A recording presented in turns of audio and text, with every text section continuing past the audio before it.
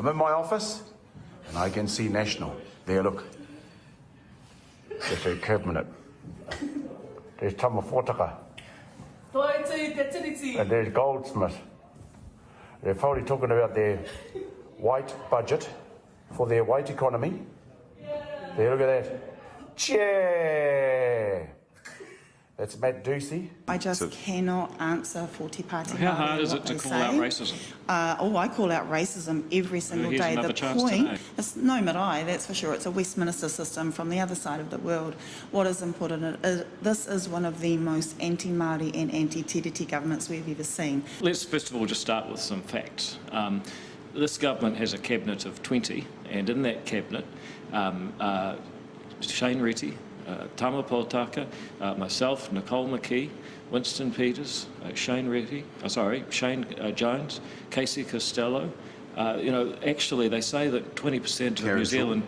Well, she's not in the cabinet. She's another minister. She's a minister. Yep. So that they say that 20% of New Zealand is Māori. Actually, 40% of the cabinet is Māori. So they're wrong about the most basic fact.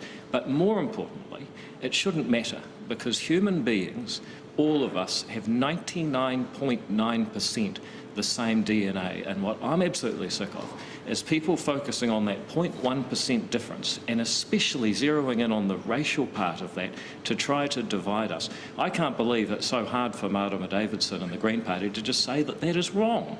It is the wrong way to go about any particular issue. And here's the thing about Te Pāti Māori.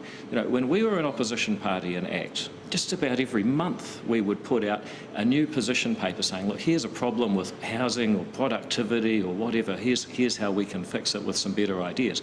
I never see ideas for solving problems together as a group of human beings, 5.3 million facing some challenges, needing to do things better and differently. All I hear from them is racial division.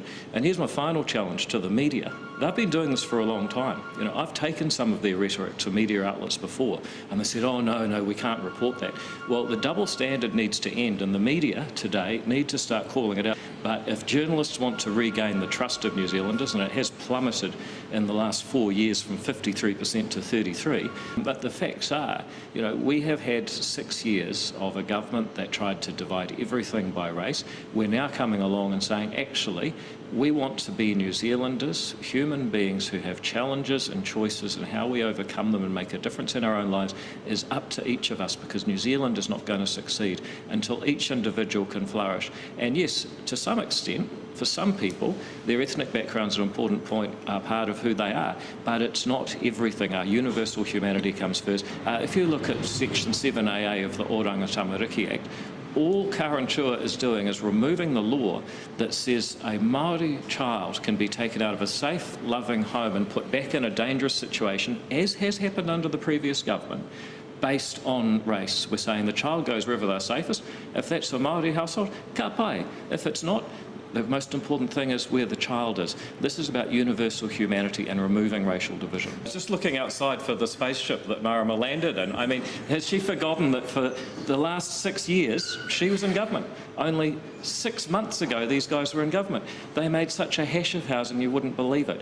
We are now cleaning up the mess they created, and they come along like they've just landed and none of this actually happened. As if it's been 6 years of a problem. This government, about 100 years of a problem. Well, you certainly had 6 years to fix it and made things worse.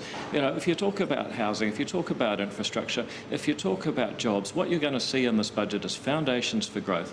Less waste, letting people keep more of their own money from tax cuts because households are hurting, and also a focus on getting those core services the previous government didn't even fund, like more money for medicines in the Farm Act budget, keeping the healthy school lunch program, feeding more children with less money, creating an environment where people who want to make a difference in their own lives actually go to work, actually go to school and make this country a better place by flourishing their way.